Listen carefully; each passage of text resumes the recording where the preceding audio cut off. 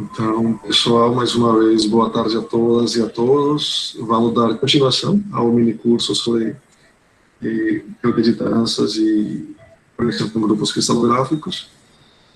No dia de hoje vai nos falar Mirelle, ela vai falar sobre a estrutura de Garside e o centro dos grupos de tranças de arte. Bom, a todos muito bem-vindos mais uma vez, e a Mirelle, muito obrigado pela exposição desde já. Mirelle, a palavra está com você. Boa tarde, gente. Eu espero que hoje seja um momento legal, como foi na terça. A gente possa aprender um pouquinho sobre o que eu vou falar hoje. E, em específico, a gente vai olhar para os grupos o centro dos grupos de trança, né? É um subgrupo que, aparentemente, né, na maioria dos grupos conhecidos, eles são fáceis e, às vezes, até desinteressantes de se estudar. Mas o centro dos grupos de trança é interessante, por isso está aqui. A gente vai falar um pouquinho também sobre a estrutura de Garside. A gente não vai comentar sobre toda a estrutura, mas uma parte, e utilizá-la para provar quem é o elemento aí que gera nosso centro. Eu vou começar com um lembrete, né? Não sei se todos lembram, mas a apresentação dos grupos de arte, de trança de arte, BN, ele tem essa apresentação. Temos os geradores sigma I até sigma N menos 1, que o Paulo falou que são dados pelos cruzamentos, o único cruzamento de determinadas cordas, e algumas relações. São duas que vamos tratar nessa apresentação. Essa é uma apresentação, né, uma apresentação que a gente usa bastante, mas existem outras. Aí a gente tem que a relação é o seguinte: quando as cordas elas estiverem distantes o suficiente, né, a gente vai dizer que sigma I mais 1 é igual a sigma I mais 1, sigma I mais 1. E quando elas estiverem, na verdade é o contrário, quando elas estiverem perto o suficiente, elas vão ser assim. Quando elas estiverem a distância maior que 2, ou igual a 2, elas vão comutar.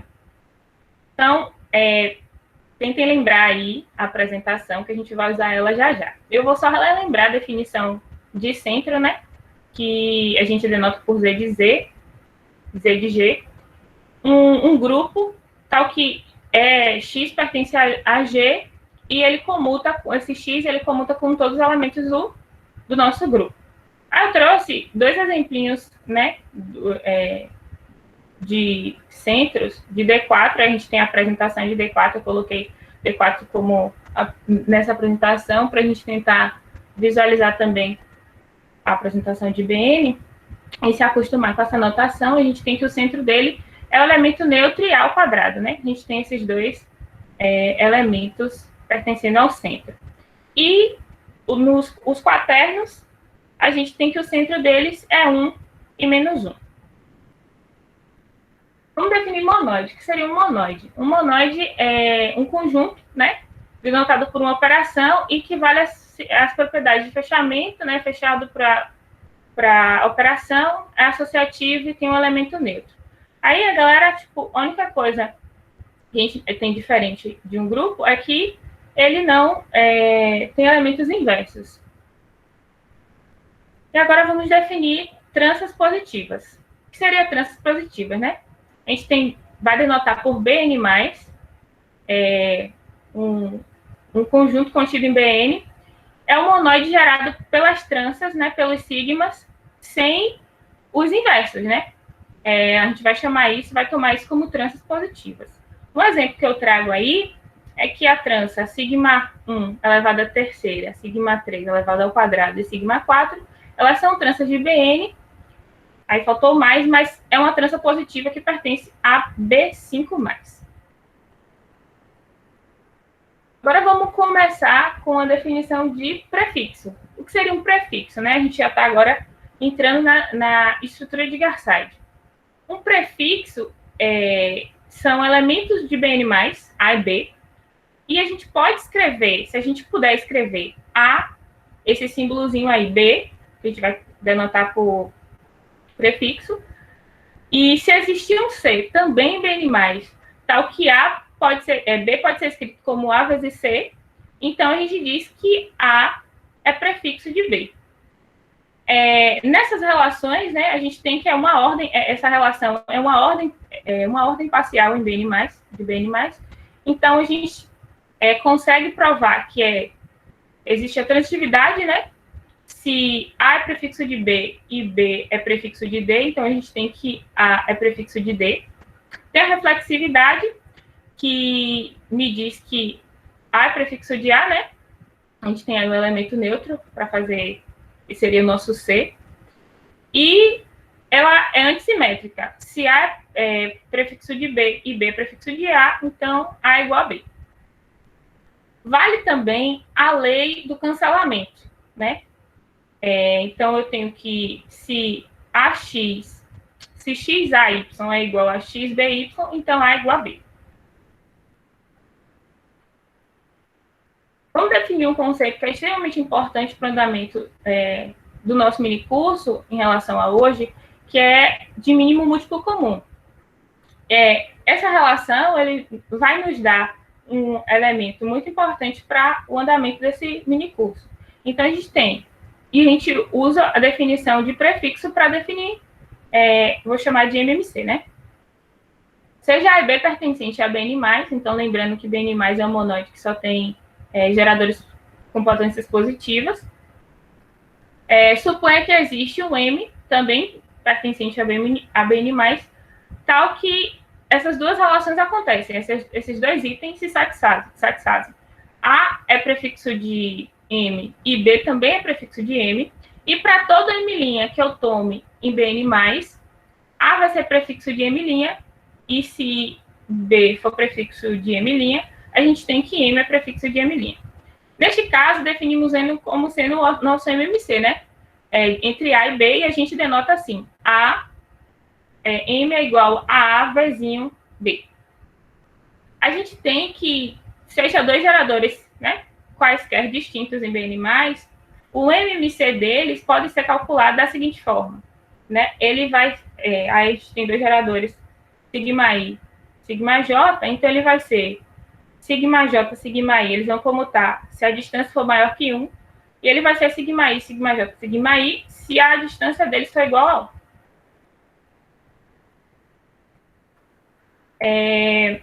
Vamos ver essa proposição, né? A gente tem aí A e B pertence ao monoide. Se a gente tem que o MMC entre A e B, então XM vai ser igual a XA vezinho XB. A gente consegue provar isso da seguinte maneira, né?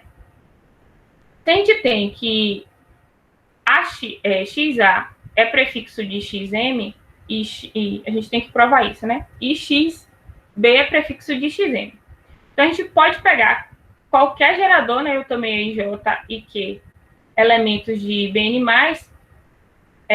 a gente escreve eles da seguinte forma. XA, né? Como AX, a gente quer chegar a um prefixo, a gente escreve XA, J igual a XM. E XBQ igual a XM. Então, a gente tem que, né? Igualando as equações, XAJ é igual a XBQ. Usando a lei do cancelamento, a gente tem que AX é igual a BQ. E a gente chega, né, que de fato essas coisas se verificam. A segunda parte, a gente tem que pegar a gente tem, né, que se eles são, se M é prefixo de XA e M' também é prefixo de XB, a gente existe, né?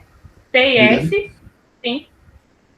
Eu acho que a Raquel gostou de falar, perguntar alguma coisa. Raquel, pode falar. Eu tenho uma dúvida. Você pode voltar falar um pouquinho no slide? Esse? Isso. Você falou assim, pela lei do cancelamento, a gente tem isso aí, né? Só que lá antes você mostrou que o BN+, ele é só monoide, então a gente não tem os inversos. Sim. E o X a gente está tomando no BN+. Mas a gente Então, prova assim, isso. não é um grupo, né? Não.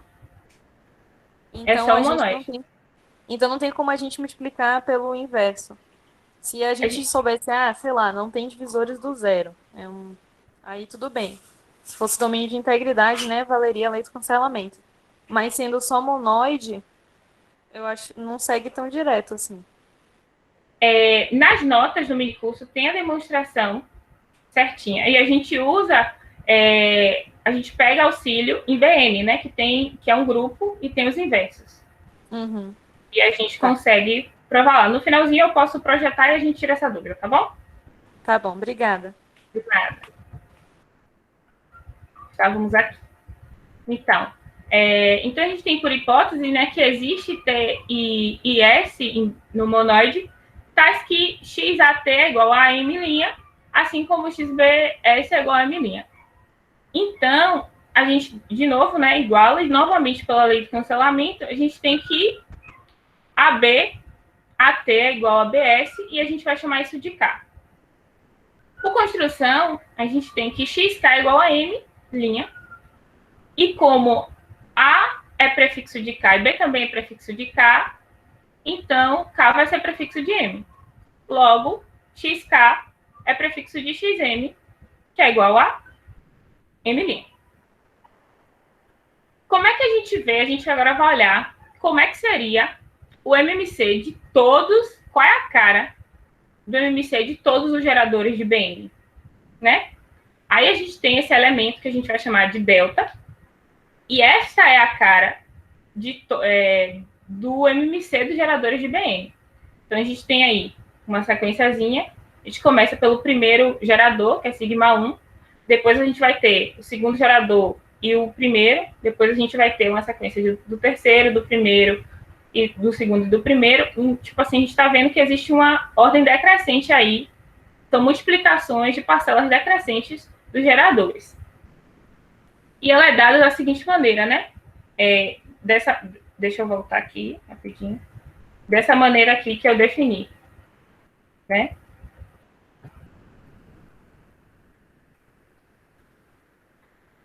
Então, isso no artigo do Menezes está demonstrado, e a gente vai usar só como um recurso para a gente entender um pouquinho melhor. Diz que, eu vou dar a ideia, né, da prova. A gente pode escrever, né, toda a trança de BN, ele pode ser escrita de maneira única como delta PA.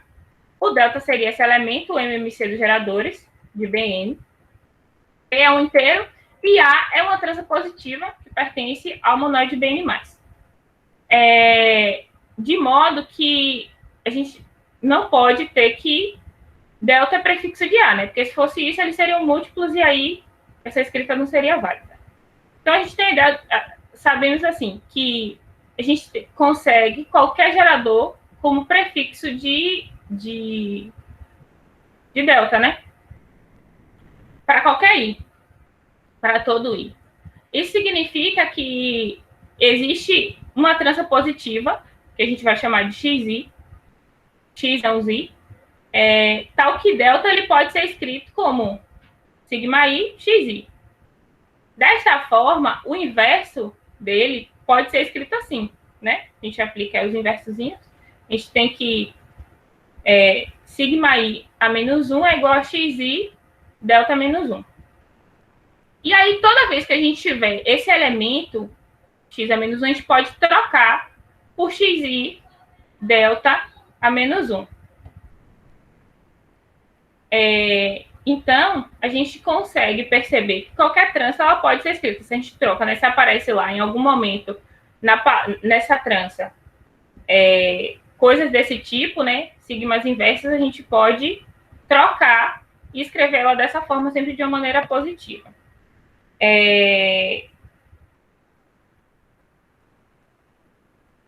Aqui eu trago um exemplo para facilitar isso. Então, a gente tem aqui uma trança beta, que ela é escrita dessa maneira, né? Tem o primeiro gerador elevado ao cubo, o segundo a menos 1, né? O terceiro e o quarto elevado a menos 2. A gente pode, quando a gente troca aqui, né? A gente vai trocar, como sugeri aqui. A gente pode trocar, toda vez que aparece um sigma inverso, por um x com índice 2 aqui, né, no caso, delta menos 1. E aqui a gente também vai trocar. A gente consegue, usando conjugação, escrever isso tal que a gente separe o delta, né, o delta como uma potência do delta, Então, a gente encontra delta elevado a 3 e uma palavra que a gente vai chamar de A e que ela é positiva. É possível provar que ela é positiva, dá um pouquinho de trabalho, mas é possível provar que ela é positiva. Então, sempre que a gente tiver uma trans, a gente pode escrever dessa forma, né? Uma trans, a gente pode escrever ela como da forma delta elevado a P e um A. Deixa eu só verificar aqui. A seguir, a gente vai ver, né, que o centro dos grupos de trança, ele é gerado por esse delta ao quadrado. A gente vai provar isso. E a gente precisa, antes disso, né, eu tô chamando de lemas lá nas notas, mas aqui eu denotei como itens. E a gente vai chamar agora esses ciclozinhos, né, de ômega K. Então, cada ciclozinho desse vai ser um ômega e o índice vai denotar qual é o índice do ômega. Então, a gente vai ter ômega 1, ômega 2, até ômega N-1, né? Então, a gente tem aqui o primeiro ômega, aqui a gente tem o segundo, o terceiro, para a gente não ter que ficar escrevendo sempre assim, né? Pronto. Então, aqui, ó, isso vale, não é difícil provar, que qualquer gerador, tal que o I seja maior que o K, a gente consegue, quando eu opero com todos os elementos, com o meu delta aqui, né, no caso, eu tenho que esse sigma, ele vai sair mais um. Então, é como se saísse o sucessor dele. Então, a gente tem isso. Tá? Quando a gente opera um sigma K mais 1 com ômega K, a gente tem, né, que é como se tivesse aqui um sigma K, e aí é como se absorvesse, né, o ômega, e aqui ficasse ômega K mais 1, que aqui vai aparecer uma outra sequenciazinha. E quando a gente tiver o ômega ao quadrado, a gente consegue chegar aqui, o ômega K ao quadrado, que ômega K ao quadrado é igual a ômega K menos 1, ômega K sigma 1. A gente vai usar esses itens para mostrar isso aí. A gente tem que todo sigma I vezes delta, isso é igual a delta vezes sigma N menos I. Vamos lá. Aí eu tentei arrumar, colocar uns tracinhos onde aparece, mas não deu certo. E agora eu vou selecionar para ficar mais fácil a visualização. Então, a gente abrindo essa continha aí, né? Eu tenho sigma I entrando aqui no meu delta dessa forma que a gente definiu. E o que acontece? O sigma I, ele vai comutar aqui, passar por todo mundo, até chegar em um ômega I, né? Que aí vai existir como se fosse, ele vai ser meio que impedido de passar. Aí o que a gente vai usar? A gente vai usar uma relação de BN para poder, que é justamente aqui, para poder fazer esse sigma I passar. A gente tem aqui. Isso vai me dar, né, segundo a relação 2 que a gente viu agorinha, que isso é igual a... Deixa eu voltar aqui. Isso é igual a o meu ômega I, esse elemento aqui. Ok. Isso vai me dar um ômega I ao quadrado. E a gente vai poder usar outra relação. Relação 1. 3. Quando chegar aqui, a gente tem isso, né? E a gente vai poder usar uma outra relação. E substituir esse ômega I ao quadrado por ômega I a menos 1. Ômega I sigma 1. A gente vai repetir isso, fazer esse processo quantas vezes for necessário, que aí é, no caso, até N-2. E aí a gente tem que sempre vai entrar a partir daqui, né? A partir daqui... Opa! A partir daqui sempre vai aparecer um sigma 2 ômega i mais 2, aí depois um sigma 3, ômega i mais 3, e assim por diante a gente consegue chegar que sigma i delta é igual a delta sigma n menos i. Pronto. Provado isso, fica fácil a gente perceber que delta ao quadrado ele pertence ao centro de Bn. Porque se a gente tem, né? Que a gente viu, se a gente operar aqui nessa relação, o delta aqui e o delta aqui, né? A gente vai ter o delta ao quadrado e a gente vai perceber que ele comuta com todos e qualquer gerador de Bn. Então, ele pertence ao centro.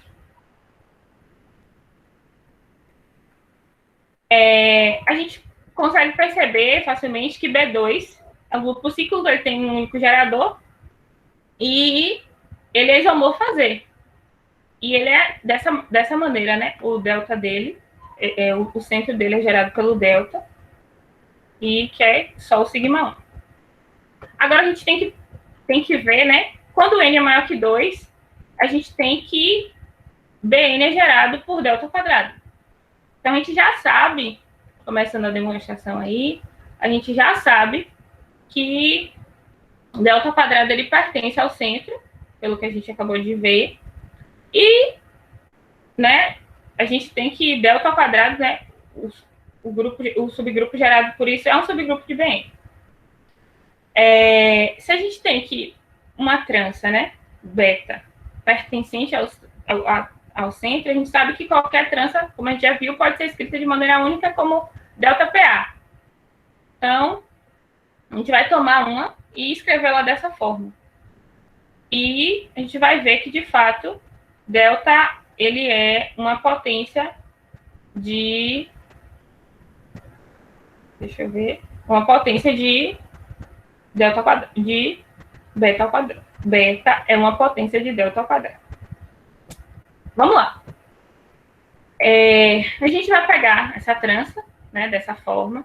A gente sabe que A são tranças positivas, né, uma trança positiva, P é um inteiro, e delta, ele não é prefixo de A. Então, suponha que A seja diferente de 1, né? A gente tem dois casos. A gente vai supor que A é diferente de 1, então vai existir um sigma i, que é prefixo de A, né? Com i pertencente a 1 até n-1. A gente vai ter dois casos. Se P for par, e se P for ímpar. Se P for par, o que vai acontecer? Se P for par, a gente tem que P é a forma de um número par, né?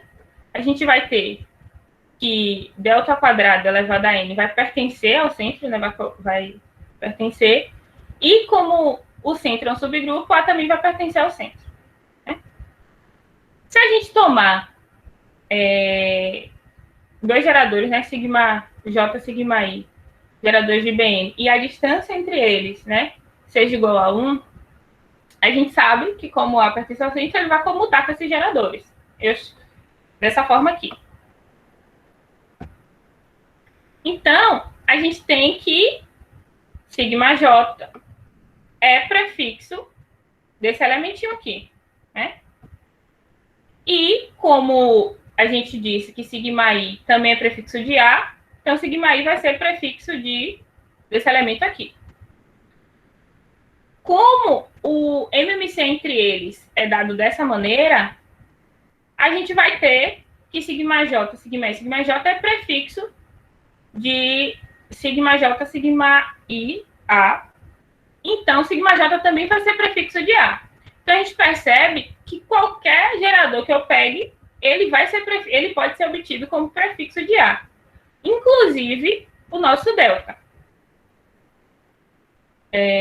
Então, isso é uma contradição, porque a gente já viu que delta ele não é prefixo de A, né? Agora, quando P for ímpar, o que acontece? Quando P for ímpar, a gente tem essa equaçãozinha aqui, né? E a gente sabe que quando eu comuto, né, com os geradores e a distância entre eles, quando A não comuta com geradores, que é o caso aí agora, é como se ele engolisse uma partezinha, uma parte dos índices dos sigmas. Então, eu tenho que ΔPA operado com esses dois geradores é igual a ΔP operado com esses geradores A. Dessa maneira, a gente pode tomar que A vezes esses geradores é igual a esses geradores vezes A. A gente tem que, disso, né? Então, que sigma J, ele é prefixo desse elemento. E como sigma I é prefixo de A, então ele também vai ser prefixo desse elemento. Pelo mesmo motivo, né, que a gente fez a parte que P era par, a gente vai conseguir obter qualquer gerador como prefixo de A, o que, de novo, é uma contradição, logo, A é igual a 1. Então, a gente tem que todo elemento, a gente provou, né, que todo elemento é da forma ΔP. A gente agora tem que chegar que esse P é 2. Vamos supor, né, que P seja ímpar, né? Se P for par, é direto e ponto. Se P for ímpar, o que a gente tem? A gente pega aí o P igual à forma do número ímpar, e a gente tem sigma 1, delta elevado a P. O que acontece? A gente separa aqui, né? E a gente vai ter que quando eu opero o sigma 1 com o delta, né? A gente sabe que sigma 1 vezes delta é delta vezes sigma n menos 1. E a gente tem que chegar a essa igualdade, né? Sigma 1 delta elevado ao número par é igual a 1 delta elevado ao número par, sigma n menos 1. E aí a gente olha aqui para o expoente, né? Para os índices do sigma 1, na verdade. Quando a gente tem n igual a 2, né? A gente chega que n é igual a 2, o que é uma contradição, porque a gente supôs que P seria ímpar. Portanto, o P vai ser par. Logo, todo elemento, a gente acabou de ver que todo elemento de Bn é uma potência de delta ao quadrado. Eu não sei se vocês olharam nas notas de minicurso, a gente, no primeiro capítulo, fala sobre o futuíste, né? Que é o elemento do centro. A gente tem, inclusive, um exemplo com 5 cordas lá. E a gente consegue perceber que esse delta ao quadrado, que é os geradores de Bn ao quadrado, é a mesma coisa que todos os geradores elevado a n. N aí é o número de cordas que a nossa trança tem, né? Então, se for B5, vai ser elevado a 5. Se for B2, vai ser elevado a 2. Se for B4, vai ser elevado a 4. E é o chamado futuíste. Aí eu trago um exemplozinho. A gente vai ver isso que eu acabei de falar de uma forma... Dá um pouquinho de conta, às vezes o olho fica assim... a gente fica sem entender o que está acontecendo, mas não é difícil. A gente vai só usar as relações aqui de Bn. Então, o que acontece? Se eu tomo os geradores de B... A gente está usando o B4, né? Os geradores de B4 elevado à quarta potência, isso vai ser igual que o MMC dos seus geradores ao quadrado. Então, quem vai ser o nosso delta ao quadrado aqui, né? Vai ser sigma 1, sigma 2, sigma 1, sigma 3, sigma 2, sigma 1 ao quadrado. Aí eu separei aqui, né? Aqui é o delta, aqui é o delta de novo, e a gente vai operar. Tirando os parênteses, eles ficam assim, ó. E aí a gente vai usar a relação que eu chamo de relação 1,3, que vai ser trocar, né, como tá, todos os geradores que têm distância maior que 2. Então, aqui, sigma 1 e sigma 3 vão... Aqui, sigma 1 e sigma 3 vão trocar de lugar. Sigma 2, sigma 1 e sigma 3 aqui também vai trocar de lugar, né? Aqui eles trocaram. Aí, neste momento, eu percebo que acontece uma coisinha aqui, ó. Aparece um sigma 1, sigma 2, sigma 1. Eu posso usar a relação R1, que seria a relação de trocar no lugar, né, do sigma 1 vai ficar sigma 2, e o sigma 1 vai para o meio, e nas pontas vão ficar o sigma 2. Aqui, de novo, o que eu posso fazer? Eu vou usar a relação de como tá. Vou trocar aqui de novo e vou chegar nesse elemento. Aqui, nessa linha, a gente vai usar a relação 2, que vai ser trocar o sigma 1, sigma 2, sigma 1. O sigma 1 vai para o meio, vai ficar sigma 2, sigma 1, sigma 2. A gente vai usar de novo a relação 3, que vai ser como está aqui, ó. O sigma 1 com sigma 3. E aí a gente chega, né, que a gente tem, ó, os geradores operados 4 vezes. Então, é isso que a gente tem a falar sobre o centro. Eu estou agora aberta às dúvidas, às perguntas. Dá um pouquinho de trabalho, assim, fazer as contas, porque é muito sigma. Mas a gente não usa, só vai usar basicamente as relações que tem na apresentação de BN e a ideia de prefixo quando a gente estiver falando do MMC. Mãos à obra para responder as perguntas, se tiver dúvidas. Se alguém começou a fazer os exercícios que tinha, se tem dúvidas sobre o exercício.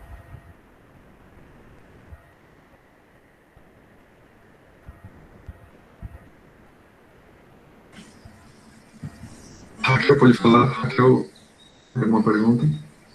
Mirelle, assim, isso tudo que você definiu para o BN tem muito cara de teoria dos números, né?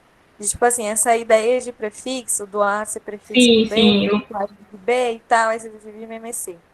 Eu queria saber só quem foi que teve essa ideia, assim, de, nossa, eu vou dar essas definições para o grupo de trans. Foi o próprio Garside que fez isso?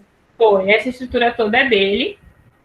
E tem outras partes que, né, ele define afixo, se não me engano, que é a mesma ideia, só que como não é interessante para resolver a questão do centro, então a gente usa essa parte, que é de prefixo, para falar sobre o centro. Então foi tudo ele que desenvolveu toda essa estrutura e ele resolve o problema da palavra usando essa estrutura. Ele faz alguma coisa do problema da conjugação? Porque eu lembro que pesquisando, assim, eu já vi que para resolver o problema da conjugação nos grupos de tranças, você precisa definir essas tranças positivas aí. Eu não tenho certeza. Então, acho que eu não vou opinar sobre isso, não. Eu também já li, quando eu estava estudando sobre a estrutura de Garside, alguma coisa sobre conjugação, mas eu não tenho certeza. Tá bom. Obrigada. De nada.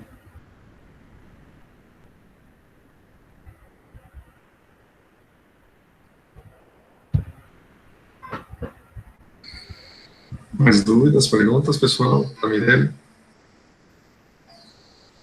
Ó, a Paula está falando aqui que o Garside resolveu o problema da conjugação, sim. Isso.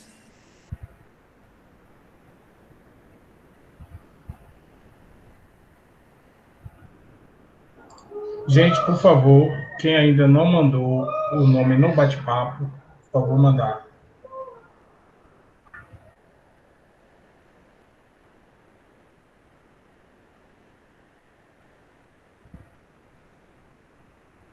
Não tendo mais perguntas, obrigada pela atenção de todos, né? Eu espero que os Sigmas não tenham assustado ninguém, porque não é difícil lidar com eles são bonzinhos, são bem comportados. E a gente vai continuar, né, nosso mini curso na semana que vem, com o Renato, fazendo a ligação dos grupos de tranças com os grupos cristalográficos. Acabei de falar, Caio. A gente vai começar a falar, né, Renato, sobre os grupos cristalográficos?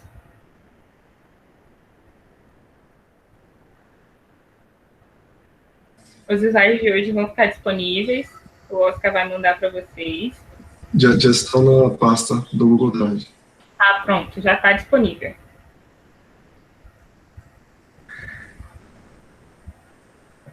Antes de continuar, acho que o Renato vai falar um pouco, talvez. Eu gostaria de chamar a atenção de vocês para abrir o microfone e agradecer a Mirelle. Agradecer a Mirelle pela apresentação. Muito obrigado, Mirelle. Eu que agradeço a todos vocês estarem presentes.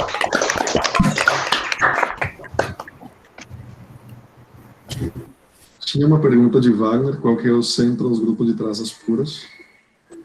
É o mesmo, é gerado pelo mesmo elemento. Isso.